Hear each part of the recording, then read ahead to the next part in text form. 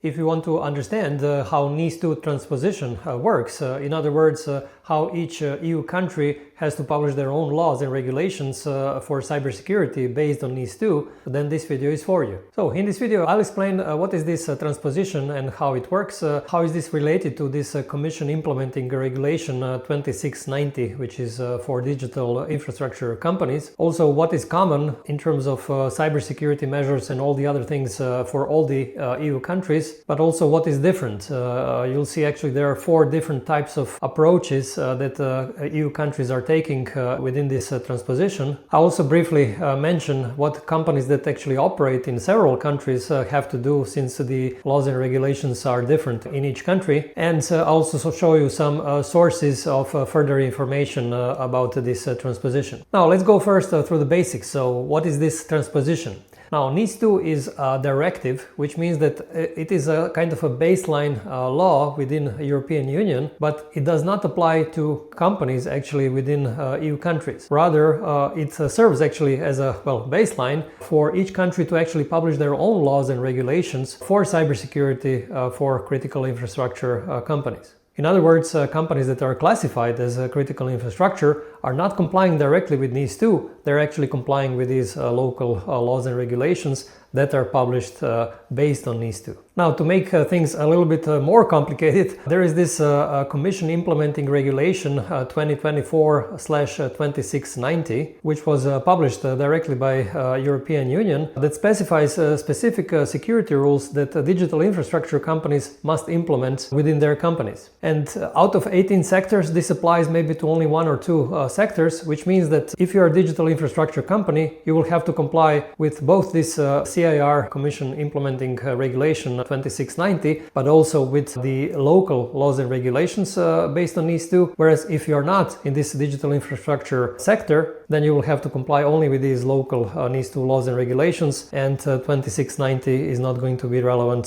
for you. And I have a separate video around this CIR 2690 where you can learn about the details. Now, since NIS2 is a baseline, which means that it defines the minimum that local laws and regulations must require, because of this you will see lots of common things around all of these local laws and regulations in EU countries. So for example, you will see basically the same system for incident reporting, you will see a very similar system for oversight, and you will also see some very basic cybersecurity measures that are the same across all of these laws and regulations. Now, of course, there are many things that are different throughout these laws and regulations, but I'll explain this in a minute. But before this, there are some things that I noticed in each of these laws and regulations published in particular countries that are actually the same, even though they are not required by NIS2. For example, each of these laws and regulations specify what is the role of the security manager in those companies, and most of them also specify that you need to have some kind of a register of your digital assets so that you can actually control and manage those assets. So those 2 things are, I would say, common between most of these local laws and regulations, even though they are not required by NIS2. Now, what is different between EU countries is the approach on how they actually prescribe the details. Now, up to the moment that I published this video, something like half of European countries have published their own laws and regulations, and from those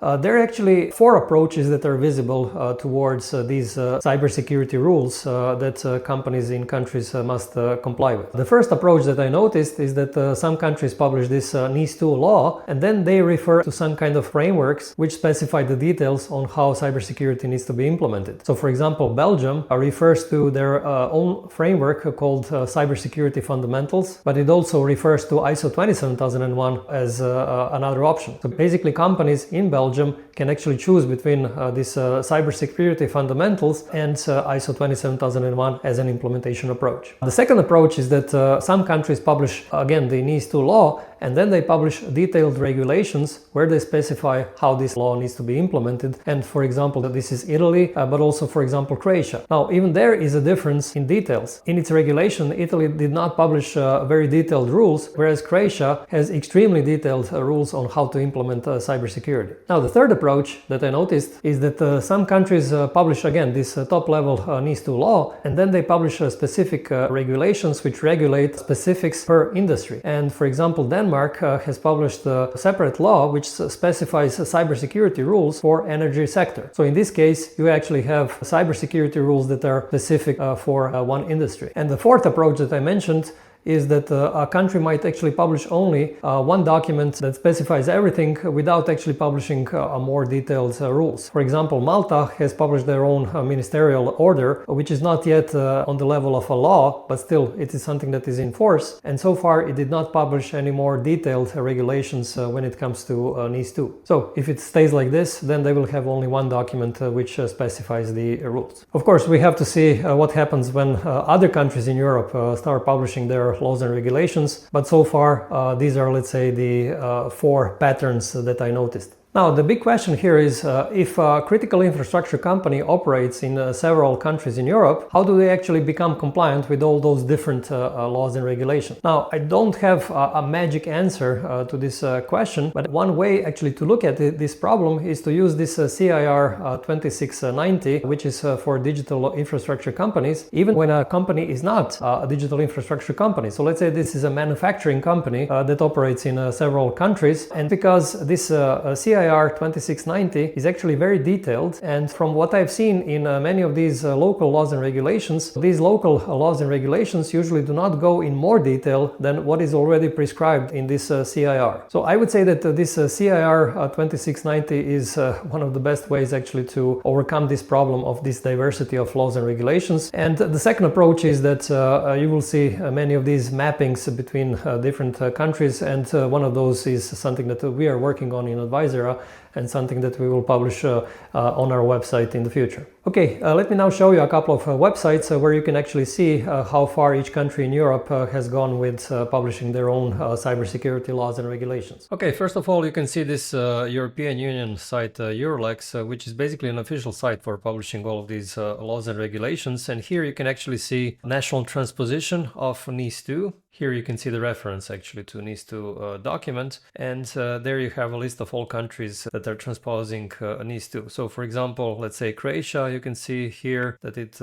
actually accurately displays these two legislations. So this is the law and then regulation. However, when we choose some other countries, you will see that actually it shows too much information. For example, for Czechia, you can actually see references to some very old laws from 1992. So it could be, let's say, kind of confusing. For Germany, it also shows that it actually transposed the law, but the federal government still did not transpose the laws. It's kind of useful, but not very accurate, this official site. Then there is also this NIS2 directive transposition tracker from ESCO, which is, in my view, much more useful because actually it shows all the European countries and basically their status. As you can see in blue, these are all the countries that already transposed the law. So for example, Croatia, when I click on Croatia, it shows further info. It shows actually the law. Sorry, I clicked Slovenia. Let's click Croatia now. So it shows the primary law, the implementing act. Going back to Slovenia, it shows the primary law that was published. Yeah, for Italy, you can also see the final text of this legislative decree and so on. So basically, you can see very easily, how far each country has got and what are the laws and regulations there. And this is mostly